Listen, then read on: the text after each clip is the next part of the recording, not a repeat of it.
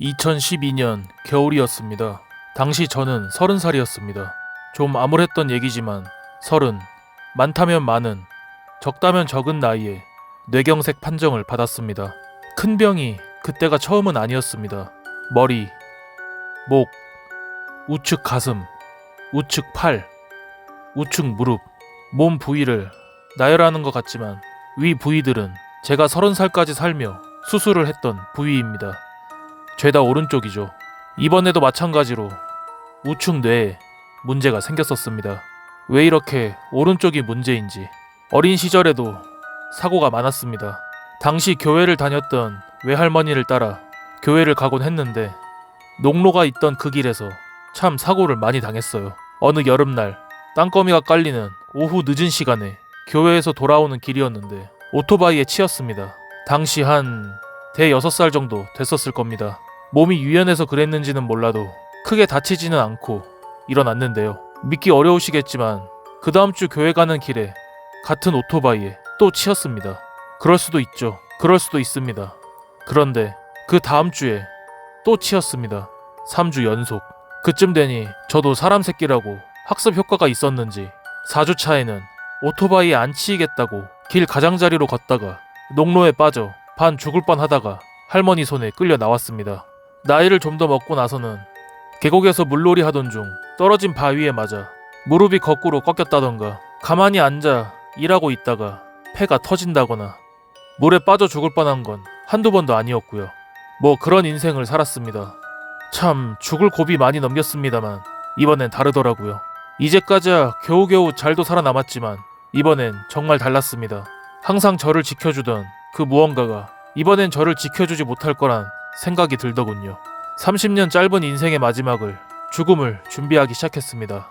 뇌경색 판정을 받고 제가 제일 처음 했던 일은 회사에 사표를 내는 것이었습니다.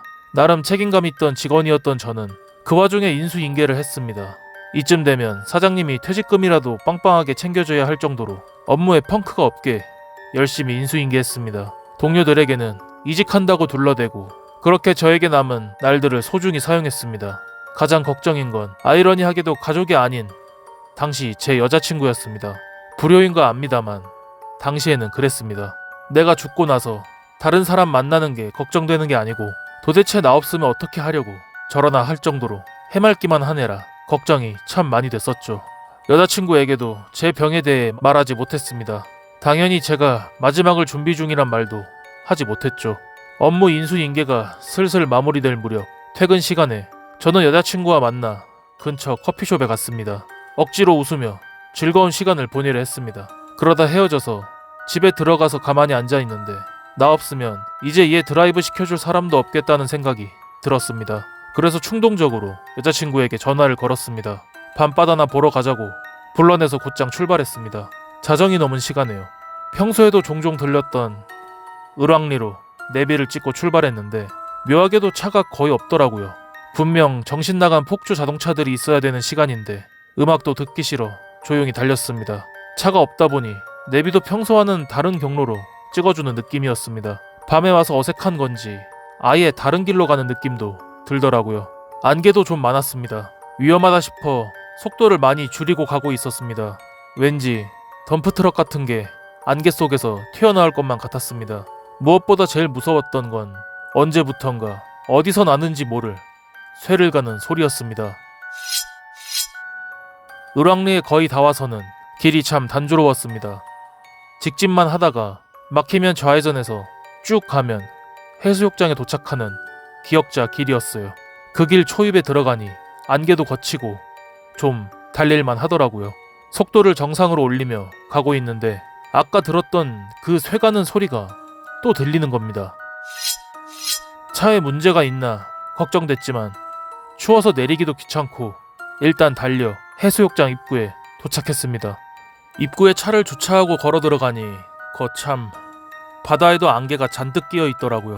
가는 날이 장날이라더니 여자친구와 가만히 서서 안개만 바라보고 있었습니다. 귀신 나오겠다 이러면서요. 참 해맑았죠. 여자친구요? 아니요, 제가요. 항상 칠렐레 팔렐레 하던 여자친구는 아무 말도 없이 그저 안개만 보고 있었습니다. 분위기가 묘하길래 저는 계속 귀신 나올 것 같다며 장난을 쳤는데 그냥 묵묵히 안개만 보고 있더라고요. 겨울바다 정말 더럽게 추웠습니다. 나름 따뜻하게 입는다고 입었는데 으슬으슬 한기가 느껴졌습니다. 우린 다시 차에 올랐습니다. 그때 여자친구와 차를 타서는 안 됐었습니다. 이상하단 걸 진작 느꼈어야 됐는데 왜 그때는 느끼지 못했던 걸까요? 10년 가까이 만났던 여자친구가 이상하단 걸 그땐 왜 눈치채지 못했던 걸까요?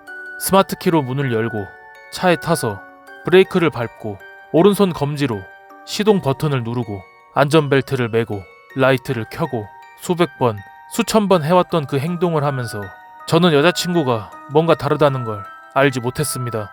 유턴을 해서 해수욕장을 뒤로 하고 나가고 있는데 여전히 쇠 갈리는 소리가 났습니다. 그때서야 뭔가 잘못됐다는 걸 느꼈습니다. 모든 일은 정말 순식간에 일어났습니다. 살짝 솟아오른 오르막길에 오르자 쇠 갈리는 소리가 점점 심해지길래 내일 공업사에 차를 넣어야겠다는 생각을 하고 있었습니다. 그게 제 마지막 생각이었습니다. 저 멀리 뭔가가 보입니다. 옆에 있는 펜션인지 뭔지 모를 건물보다 더 큰 검은 후드, 망토를 둘러쓴 듯한 정말 기괴한 모습이었습니다. 검은 팔과 다리가 삐죽하니 옷 바깥으로 나와 있었는데 딱 봐도 나와는 다르다는 느낌이 들었습니다. 저건 정말 무서운 거구나 하는 생각에 저절로 몸이 떨려왔습니다. 무서웠습니다. 저 멀리서 나를 향해 걸어오는 그 모습이 내 목숨을 가지러 온 저승사자 같았고 본 적도 상상한 적도 없던 기괴한 모습이 정말 두려웠습니다. 차를 멈춰야 했지만 몸이 굳어있어 악셀에서 발을 뗄 수가 없었습니다. 그저 한없이 커다란 그 무엇인가의 앞으로 저는 달려가고 있었습니다. 그 와중에도 옆에 있는 여자친구가 내 눈앞에 있는 저 비정상적인 거대한 무엇인가 보다 더 무서울 거란 생각을 하지 못했습니다. 차에선 여전히 쇠 갈리는 소리가 났고 목은 말라붙었는지 제 목에서도 쇳소리가 났습니다. 저는 여자친구를 불렀습니다. 저것 좀 봐달라는 말을 하고 싶었지만 말라붙은 목에서는 끄어 하는 소리만 나왔습니다. 쇠 갈리는 소리는 점점 더 가까이 더 빠르게 다가왔습니다. 고개도 못 돌리고 굳어있는데 여자친구가 핸드폰을 내려놓고 제게 가까이 고개를 들이밀었습니다. 그리곤 제 귀에 속삭이더라고요. 저걸 이제 봤어? 그와 동시에 차 우측에서 뭔가가 뛰어드는 게 보이더라고요. 자세히 볼 겨를도 없었습니다. 저는 이미 그 거대한 검은 무언가의 앞까지 달리고 있었고 쇳소리는 카랑카랑 귀를 찢어대듯 울어대고 있었습니다. 그게 끝이었습니다. 미처 볼 수 없었던 그것과 충돌했습니다. 엑셀에서 발을 떼고 바로 브레이크를 밟았습니다. 끽하는 타이어 소리와 함께 엄청나게 긴 스키드 마크를 남기며 멈춰섰습니다. 눈물이 나왔습니다. 제가 감당할 수 있는 일이 아니었습니다. 아무것도 보이지도 들리지도 않았습니다. 목은 여전히 막혀 있었고 아무 소리도 나오지 않았습니다. 날 찢어 삼킬 듯 울려대던 쇳소리도 잠잠해졌습니다. 그냥 무서워서 울기만 했습니다. 한참을 울고 나니 감정이 좀 가라앉더라고요. 무슨 생각이었던 걸까요? 울먹이며 차에서 내렸습니다. 밤 공기가 차갑게 내려왔고 무슨 용기인지 눈물을 닦으며 앞을 쳐다봤습니다. 그래, 차라리 죽여라 라는 생각이었습니다.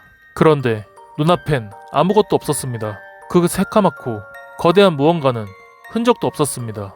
차 안에도 아무도 없었습니다. 분명 제 옆에 있던 여자친구도 없었습니다. 그럼 차와 부딪힌 건 뭔가 하는 생각이 들어 차 옆으로 갔습니다. 거기도 역시 아무것도 없었습니다.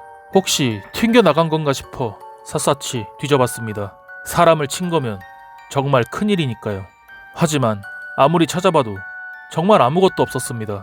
그곳엔 저 말고 아무것도 없었습니다. 이야기는 여기서 끝입니다. 길가에 차를 옮겨놓고 해가 뜰 때까지 고개를 숙이고 가만히 있다가 해가 뜨고 나서야 그곳을 떠날 수 있었습니다. 여자친구요? 결론만 말씀드리자면 집에서 자고 있었습니다. 그날 제 옆에 있던 건 여자친구가 아니었습니다. 그 일을 겪고 나서 진짜 한동안은 여자친구도 믿을 수가 없었습니다. 끔찍한 나날들이었습니다. 차는 오른쪽 범퍼와 오른쪽 안개등, 오른쪽 라이트와 오른쪽 본넷이 망가졌습니다. 제 몸처럼 말이죠. 차는 수리하고 바로 팔았습니다. 무서워서 더는 못하겠더라고요. 10년이 넘게 지난 지금도 제 옆에 탄 게 무엇이었는지 그 까만 것과 하얀 것은 무엇이었는지, 그 쇳소리는 대체 무엇이었는지 참 궁금합니다. 아, 그리고 다행히 저는 아직 살아있습니다. 뇌경색은 오진이었더라고요. 돌팔이 의사가 이렇게 반가운 적은 처음이었습니다. 긴 이야기 들어주셔서 감사합니다. 오늘 준비한 이야기는 여기까지입니다. 구독과 좋아요, 알림 설정은 저희에게 큰 힘이 됩니다. 시청해주셔서 감사합니다.